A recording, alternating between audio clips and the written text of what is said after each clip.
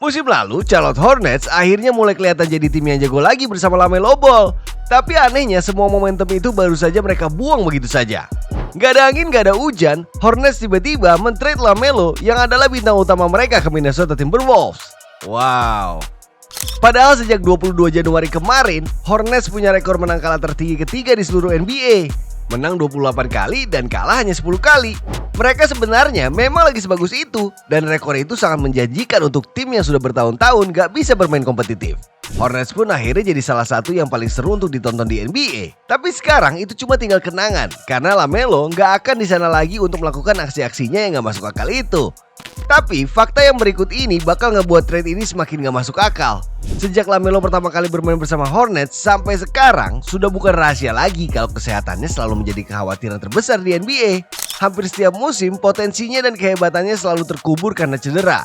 Tapi coba tebak, musim lalu LaMelo menunjukkan hal yang sebaliknya. Orang ini bermain dalam total 72 game, cuma absen 10 kali aja. Jumlah itu sudah lebih banyak dibanding 2 musim sebelumnya.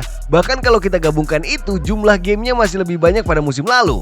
LaMelo pada dasarnya sudah memecahkan masalah terbesar dalam karirnya sebagai pemain dan akhirnya bisa memenuhi harapan Hornets.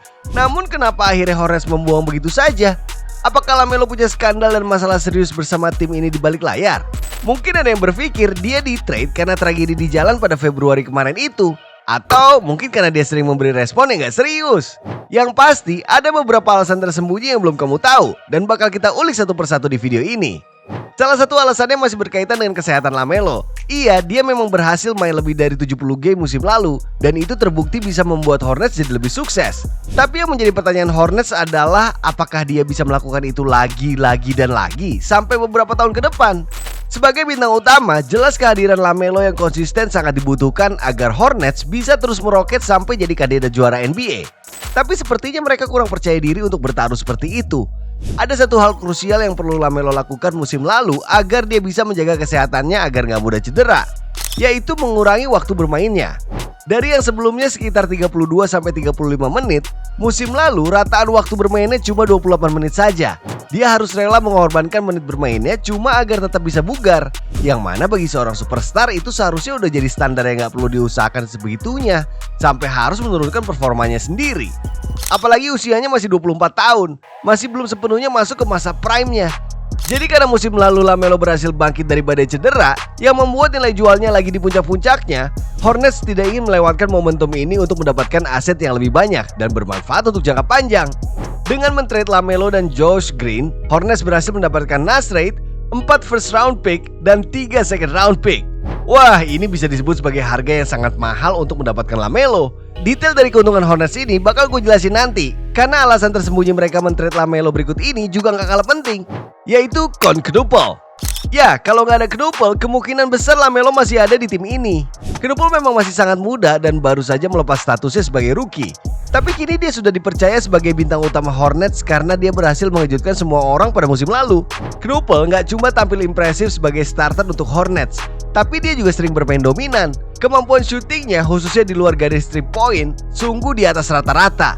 Bahkan faktanya musim lalu dia menduduki peringkat pertama dalam hal jumlah 3 point masuk di seluruh NBA. Bahkan shooter-shooter legendaris seperti Steph Curry, Klay Thompson, dan Kevin Durant semuanya sudah jauh tertinggal darinya. Dan perlu diingat juga kalau Quadruple melakukan ini sebagai seorang rookie dengan akurasi yang juga terbilang efisien, yaitu 42,5%. Kalau pada musim pertamanya saja dia sudah bermain seperti ini, bakal jadi sehebat apa dirinya dalam beberapa tahun ke depan. Plus, Quadruple cuma absen sekali saja sepanjang musim reguler. Jadi kalau dibandingin sama LaMelo Ball, dalam hal produktivitas dan kehadiran gak kaget kalau Hornets memilih Quadruple untuk jangka panjang. Dia awalnya cuma digadang-gadang untuk jadi shooter biasa, tapi ternyata permainannya jauh lebih mengerikan dari banyak yang orang kira. Quadruple juga bisa jadi playmaker yang solid kalau Hornets membutuhkannya. Tapi yang setelah ini, mungkin jadi alasan terbesar kenapa Hornets rela melepas LaMelo, yaitu karena uang. Dalam 3 tahun ke depan, LaMelo akan mendapatkan bayaran sebesar 40-46 juta dolar atau sekitar 700-800 miliar rupiah dari kontraknya. Dan pada 6 Juli nanti, dia juga memenuhi syarat untuk mendapatkan perpanjangan kontrak selama 2 tahun sebesar 119 juta dolar atau sekitar 2 triliun rupiah. Dan ini bakal jadi mimpi terburuknya Hornets kalau LaMelo nggak bisa sehat secara konsisten selama 5 tahun ke depan. Karena pada dasarnya mereka hanya akan membawa triliunan rupiah secara cuma-cuma kalau mereka tetap mempertahankan LaMelo di tim ini. Kalau dari awal mereka sudah nggak percaya, lebih mending mereka langsung melepasnya jauh sebelum LaMelo mulai bernegosiasi untuk perpanjangan kontrak itu. Jadi karena Hornets ingin memulai era baru yang lebih menyegarkan, men-trade LaMelo Ball di offseason ini adalah satu-satunya cara untuk mendapatkan imbalan yang maksimal. Quadruple adalah mesin utama baru mereka, didukung oleh Brandon Miller yang gak kalah menjanjikan.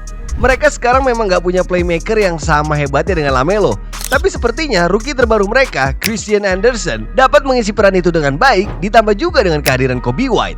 Kehadiran Nasri di squad ini juga gue yakin bakal ngebuat tim ini lebih semakin menakutkan. Badannya yang besar dan atletis bisa menjawab permasalahan Hornets di sisi defense. Kalau tentang offense, Reid adalah shooter hebat untuk ukuran tinggi badannya yang layak untuk diwaspadai. Ditambah dengan Miles Bridges yang juga sudah di-trade ke tim lain, Reid yang adalah pemenang Sixth Man of the Year tahun 2024 ini akan mendapatkan lebih banyak bermain dan akhirnya kita bisa melihat potensi penuhnya di lapangan. Tapi ada satu hal penting yang ingin Hornets sampaikan melalui trade ini yang gak bisa kita abaikan. Mereka ingin membangun skuad yang mengerikan menggunakan resep yang sama seperti OKC Thunder dan San Antonio Spurs. Dengan trade LaMelo ini, sekarang mereka sudah punya sekitar 11 first round pick. Dan itu merupakan yang terbanyak kedua di seluruh NBA. Ya, selain mendapatkan pemain-pemain yang bisa sangat berguna untuk era sekarang, mereka juga telah menambah banyak amunisi untuk masa depan mereka dengan segudang first round pick itu. Kalau Hornets bisa memilih pemain-pemain yang potensial sama seperti apa yang Thunder dan Spurs lakukan dengan pick mereka, maka bisa jadi Hornets mengikuti jejak mereka untuk tembus NBA Finals dan jadi juara. Tapi sebenarnya apa arti trade ini untuk Timberwolves? Mendatangkan LaMelo tentu saja sangat beresiko. Namun menurut gue ini adalah trade yang lumayan oke jika melihat situasi dan kondisi mereka sekarang. Karena prioritas mereka di offseason ini adalah untuk mendapatkan rekan bintang yang baru dan kompeten untuk Anthony Edwards.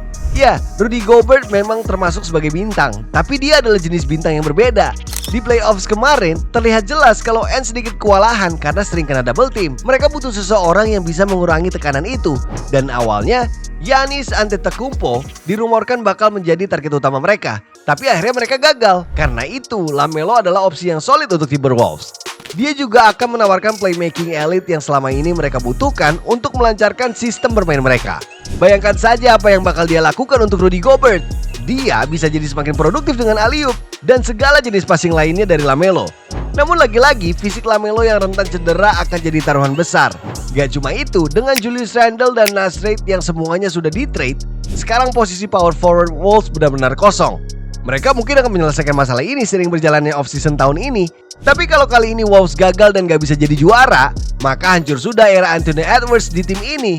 Karena mereka sudah melepas banyak sekali aset hanya untuk mendapatkan LaMelo. Itulah episode kali ini. Jangan lupa like dan subscribe agar channel ini bisa berkembang dan menghasilkan video menarik lainnya. Thanks for watching. I'll see you in the next video.